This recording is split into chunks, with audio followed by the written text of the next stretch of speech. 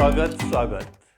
आप सभी का स्वागत है आपके अपने इस YouTube channel biology the zip science पे।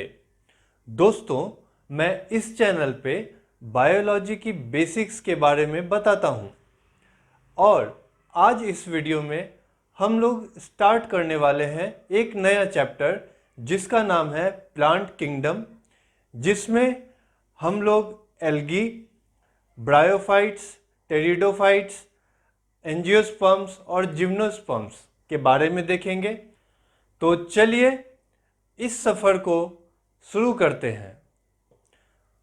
दोस्तों, पिछले कुछ चैप्टर्स में हम लोगों ने विटाकर्स के क्लासिफिकेशन को देखा था कि उन्होंने लिविंग ऑर्गेनिजम्स को 5 किंगडम में डिवाइड किया, जिसमें मोनेरा, प्रोटिस्टा, फंजाई, प्लेंटी और एनिमालिया आता है।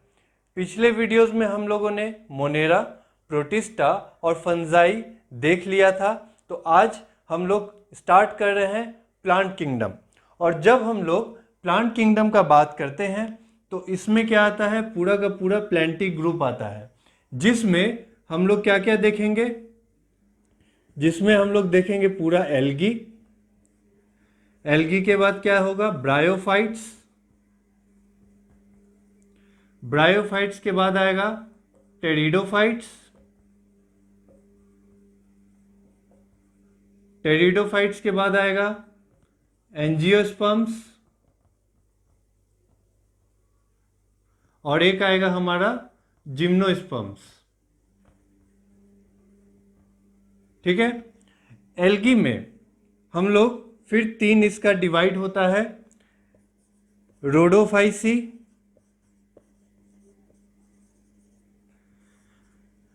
फियोफाइसी,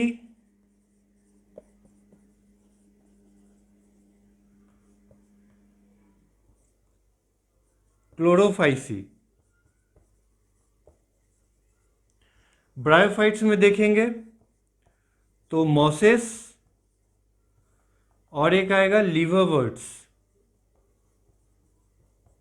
ठीक है। और हम लोग ये ग्रुप हम लोग आज देखते हैं। तो चलिए हम लोग स्टार्ट करते हैं एल्गी से। एल्गी के बारे में पढ़ने से पहले कुछ ऐसे टॉपिक्स हैं जो ज़्यादा हेल्प करेंगे इस टॉपिक को समझने में। जैसे आखिर प्लांट्स का क्लासिफिकेशन का रिक्वायरमेंट क्यों पड़ा, किस किस बेसिस पे प्लांट का क्लासिफिकेशन होता है। जैसे हम लोग जानते हैं फाइलोजेनेटिक बेसिस है, फंडामेंटल बेसिस है, नेचुरल बेसिस है। तो एक छोटा सा टॉपिक है, उसको देखते हैं और फिर हम लोग एल्गी की तरफ आगे बढ़ेंगे। दोस्तों, क्लासिफिकेशन ऑफ एंजियोस्पर्म्स का जब हम लोग बात करते हैं तो उसमें अगर हम लोग देखें कि क्लासिफिकेशन क्या होता है, तो क्लासिफिकेशन बेसिकली क्या है, एक अरेंजमेंट है। ठीक है। क्या है, एक अरेंजमेंट है। किस चीज का, लिविंग ऑर्गेनिजम्स का एक अरेंजमेंट है। किसमें, ग्रुप्स में या फिर कोई सब ग्रुप्स में। ठीक है। लेकिन अरेंजमेंट किसी ना किसी तो बेसिस पे होगा। तो वो बेस कौन सा ये देगा, लाइक उसका ओरिजिन क्या हुआ, ओरिजिन कैसे हुआ, स्ट्रक्चर कैसा है, और सिमिलैरिटीज डिसिमिलैरिटीज कितने हैं, सिमिलैरिटीज और डिसिमिलैरिटीज कितने हैं। ठीक है। तो क्लासिफिकेशन का ये अरेंजमेंट होता है। लेकिन जब हम लोग एंजियोस्पर्म्स का बात करते हैं तो एंजियोस्पर्म्स को बात करने से पहले हम लोग इसके फ्लोरल पार्ट्स पे बात करते हैं। फ्लोरल पार्ट्स क्या होता है, ये किसका एक रिप्रोडक्टिव पार्ट है। ठीक है, रिप्रोडक्टिव पार्ट है। और ये रिप्रोडक्टिव पार्ट क्या होता है, कंजर्वेटिव होता है। और क्या होता है, स्टेबल होता है। ठीक है। एंजियोस्पर्म्स जो प्लांट्स का हायर क्लासिफाइड ऑर्गेनिज्म है, उसका हम लोग क्या बात करते हैं, फ्लोरल पार्ट्स के बारे में बात करते हैं। यानी वो एक तरह का रिप्रोडक्टिव पार्ट है। यानी कैलिक्स, कोरोला, एंड्रोसियम और गाइनीसियम, इस रिप्रोडक्टिव पार्ट फ्लावर में हमको दिखता है। क्यों? और इसलिए क्योंकि ये बहुत ज़्यादा क्या होता है, कंजर्वेटिव होता है और स्टेबल होता है। किसके रिस्पेक्ट में? With respect to vegetative characters. ठीक है, वेजिटेटिव कैरेक्टर्स के रिस्पेक्ट में ज़्यादा स्टेबल होगा। वेजिटेटिव कैरेक्टर क्या हो गया? जैसे कि लीव्स हो गए, रूट्स हो गए, स्टेम हो गए, ठीक है, कलर हो गया। तो इसके बेसिस पे ये अनस्टेबल होता है इसके कंपैरिजन में। तो इसीलिए जब हम लोग प्लांट्स का क्लासिफिकेशन के बारे में बात करते हैं तो हम लोग एक बेस बनाते हैं कि हम लोग एंजियोस्पर्म से उसको रिलेट करते हुए चलेंगे, क्योंकि इसके पास मोर डिफाइंड रिप्रोडक्टिव पार्ट होता है। तो आइए हम लोग देखते हैं क्लासिफिकेशन ऑफ प्लांट्स, जिसमें फाइलोजेनेटिक सिस्टम ऑफ क्लासिफिकेशन है, नेचुरल सिस्टम ऑफ क्लासिफिकेशन है और एक फंडामेंटल सिस्टम ऑफ क्लासिफिकेशन है। दोस्तों, जब हम लोग बात कर रहे हैं क्लासिफिकेशन ऑफ प्लांट, तो इसमें सबसे पहला जो आता है वो है हमारा फंडामेंटल। ठीक है, ये सबसे पहला हमारा आएगा। फिर आएगा हमारा नेचुरल सिस्टम ऑफ क्लासिफिकेशन और फिर एक हमारा आएगा फाइलोजेनेटिक सिस्टम ऑफ क्लासिफिकेशन। और आजकल कौन सा चल रहा है? फाइलोजेनेटिक, चूँकि हम लोग बोलते हैं कि ये इवोल्यूशन के बेसिस पे काम करता है, यानी टाइम टू टाइम ये क्लासिफिकेशन एक्सेप्ट ज़्यादा रहेगा, क्योंकि इसमें इवोल्यूशनरी रिलेशनशिप को हम लोग देखते हैं। यानी हम लोग लिख सकते हैं यहाँ पे कि ये किस चीज़ पे बेस्ड है? बेस्ड ऑन इवोल्यूशनरी रिलेशनशिप या फिर टेंडेंसीज भी हम लोग कह सकते हैं। ठीक है, इवोल्यूशनरी रिलेशनशिप या टेंडेंसी। सबसे पहले जो इस चीज को लेके आए वो लाए चार्ल्स डार्विन।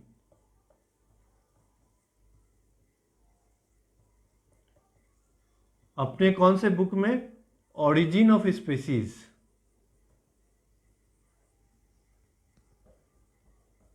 ठीक है, इस बुक में इन्होंने इसको क्या किया? एक्सप्लेन किया।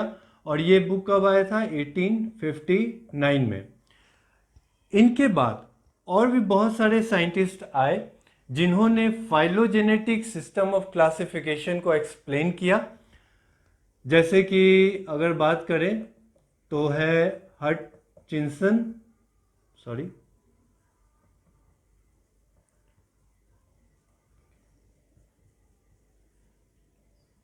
Angler and Prantl. ठीक है, ये बस नॉलेज के लिए है, इतना डीप अभी जाने का कोई ज़रूरत नहीं है।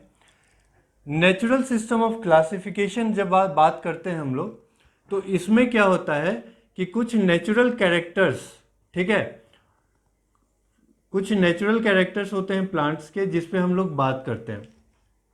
जैसे कि कौन कौन सा हो जाएगा? नेचुरल कैरेक्टर्स का बात करें तो कुछ एक्सटर्नल कैरेक्टर्स होते हैं जो हम लोग अमूमन देखते ही हैं, और कुछ ऐसे इंटरनल कैरेक्टर्स भी होते हैं। इंटरनल में जैसे क्या हो जाएगा? अल्ट्रा स्ट्रक्चर, उस प्लांट का एनाटॉमी कैसा है, उसके बाद उसका फाइटोकेमिस्ट्री कैसा है। ठीक है, ये सभी बेसिस पे हम लोग इसका नेचुरल कैरेक्टर्स के बारे में बात करते हैं। और जब हम लोग फंडामेंटल्स के बारे में बात करते हैं तो ये फंडामेंटल कैरेक्टर जो होता है वो कुछ कैरेक्टर्स पे बेस्ड होता है। ठीक है, फ्यू कैरेक्टर्स पे बेस्ड होता है। जैसे कैसे? लाइक मान लेते हैं कि एक हैबिट है, ठीक है, कि ऐसे प्लांट्स का हैबिट क्या हो सकता है? तो वो हैबिट हो सकता है कि वो हर्ब्स होगा, श्रब्स होगा, ट्रीज हो सकता है, या फिर बाइनियल्स हो सकते हैं, पेरेनियल्स हो सकते हैं, ठीक है, या फिर एनुअल्स हो सकते हैं। ठीक है, ये जो हैबिचुअल कैरेक्टर्स हैं इसको किन साइंटिस्ट ने बताया? वो है हमारे थियोफ्रेस्टस। थियोफ्रेस्टस को हम लोग बोलते हैं फादर ऑफ बॉटनी। ठीक है, थियोफ्रेस्टस ने, फादर ऑफ बॉटनी ने हमें हैबिचुअल कैरेक्टर के बारे में बताया। एक और यहाँ पे साइंटिस्ट हमारे आते हैं जिनका नाम है कैरोलस लिनियस।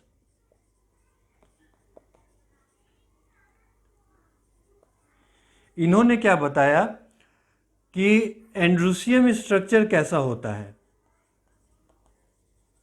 एंड्रूसियम स्ट्रक्चर मतलब इन्होंने सेक्सुअलिटी के बारे में बताया,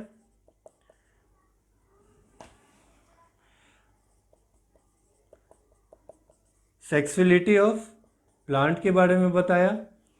ठीक है, तो समटाइम्स हम लोग इसी के बेसिस पे समटाइम्स हम फंडामेंटल सिस्टम को और क्या कह सकते हैं कि सेक्सुअल सिस्टम ऑफ क्लासिफिकेशन। ठीक है, तो ये कुछ ऐसे बेसिक क्लासिफिकेशन मेथड्स थे जो हमारे साइंटिस्ट ने कुछ सालों पहले एक्सप्लेन किया। तो फ्रेंड्स, आज इस वीडियो में इतना ही रखते हैं। मिलते हैं फिर अगली वीडियो में, जिसमें मैं आपसे एल्गी के बारे में बातें करने वाला हूं। तो तब तक आप अपना बहुत ख्याल रखिए, और अगर अभी तक आपने मेरे चैनल पे लाइक, सब्सक्राइब और कमेंट नहीं किया है तो प्लीज़ कीजिए और मुझे सपोर्ट कीजिए। चलिए मिलते हैं फिर अगली वीडियो में। जय हिंद।